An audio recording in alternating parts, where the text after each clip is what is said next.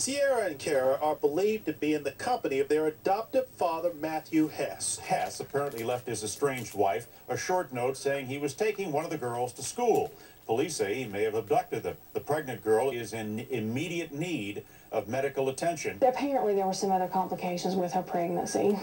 And we don't know if he realizes that she needs immediate medical attention. Investigators suspect the girls may have been taken to Tennessee. They're going to have to surface at some point in time. They're going to need food. Keara's going to go into labor. They're obviously going to need baby supplies. So I feel at this point, yes, that we're going to find them, that they're going to be hopefully okay. Straight out to Adam Hicks, reporter with News Talk Radio 1200 WXIT. Adam Hicks, you've got a 12-year-old and an 11-year-old little girl, sisters. The 12-year-old is about 9 months pregnant. And the stepfather, now adopted father, takes off with both of them? That's right, Nancy. Now, Keara Hess, she's the 12-year-old who's 9 months pregnant. She was actually due to give birth to the child over the weekend. And the mother, Janet Hess, she works a night shift. She said the last time she saw the children it was about 9 o'clock Wednesday night before she went into work. She got off work about 4 o'clock that morning, and she got up at 8 o'clock later on in the day to 8 a.m. And she found a note from her husband, Matthew Hess, saying that he had taken the girls to the store to pick up some supplies before school. Some supplies. Okay, tell me, how long had they been married? 9 months? No, the two had been married. This is Janet Hess and Matthew Hess have been married about 10 years. And the two, Keara Hess and Sierra Hess, are both adopted. Okay. Adam Hicks, give me that timeline one more time. All right. Jeanette Hess, she works a night shift, and so she went into work at 9 o'clock on Wednesday night. And before she went into work, she saw the two girls at home and safe. She got off work at 4 o'clock that morning, and then she ended up waking up for Thursday at 8 a.m. on Thursday, and that's when she found the note from her husband saying that he had taken the girls to the store to pick up some supplies before school. Joining me right now, Lieutenant Julie Gibson from the Iredell County Sheriff's Office. Lieutenant, thank you for being with us. Lieutenant, do we know who the father of the baby the 12-year-old is carrying is? We do not know who the father of her child is. Had there been any tensions or arguments between the stepfather and the mother? No, we've talked to the mother about that quite a bit. Prior to her going to work that night, everything was fine. She had no indications that there were any problems at all. So you've got a 12-year-old little girl that's 9 months pregnant, and the parents can't get the identity of the father out of the child? That was investigated by another agency. They moved to our county in July of this year. So as far as that part of the investigation, we were not involved in that.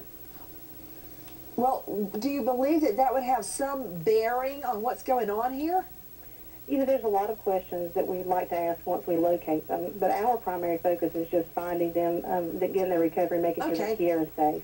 Understood. Lieutenant Julie Gibson joining us from Mooresville, North Carolina. To Clark Goldband, our producer on the story, apparently this 12-year-old's life is in danger. A 12-year-old little girl, 9 months pregnant, on the run with her stepfather and her 11-year-old little sister. Go ahead, Clark. And law enforcement is concerned, Nancy, that these two may be in extreme danger because the 12-year-old girl who's pregnant has missed an important medical appointment that she was supposed to attend. Also, the mom... Forget the medical appointment. The baby's due, Clark Goldband. The baby was due this past weekend. And the mom has also spoken out in the press saying that, in fact, it is so important that this procedure was to take place. Mom has also said she's asked the 12-year-old girl who the dad is, and she's responded that it's a, quote, young person, according to published reports. Okay. Do we have any idea, out to Adam Hicks, WXIT, the motivation of the stepfather for taking the children away? No, Nancy, we haven't heard any kind of motivation from any of the authorities or any other published reports for that matter. Everyone, the tip line, 704-878-3100. This is a case that is baffling everyone. Take a look at this vehicle, a green 93 Ford Explorer.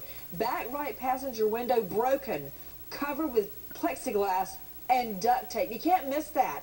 Tag number, Y yellow, T Texas, E8014. Please look at this vehicle. Again, tip line 704-878-3100. To Dr. Marty McCary, what test could be so crucial this late in the pregnancy? Maybe a test for diabetes, but quite honestly, the big concern here is that in a 12-year-old, that pelvis is narrow. The labor is for sure going to be protracted, long, and drawn out. The person's going to be at risk for dehydration, malnutrition, bleeding, and infection. So there's a high risk here. You know, Dr. McCary, you kind of glossed over the risks associated with delivering. If he is on the run with these children, it's very likely he's not going to take them to a hospital. He may have her deliver this baby in some sleazy motel room. I mean, a lot can go wrong in pregnancy. I was at one of the best hospitals in the world for pregnancies and deliveries, and the three of us nearly died. Childbirth was the #1 killer of women before modern obstetrical care. Without good care, she may very well bleed to death during the labor. To Patricia in Maryland. Hi, Patricia. Hi, Nancy. How are you? I'm good, dear. What's your question? First, I just want to say your book is excellent. Well, thank you for buying 11th Victim. And my next question is, has there ever been any at all whatsoever domestic violence in the home? What do we know, Adam Hicks?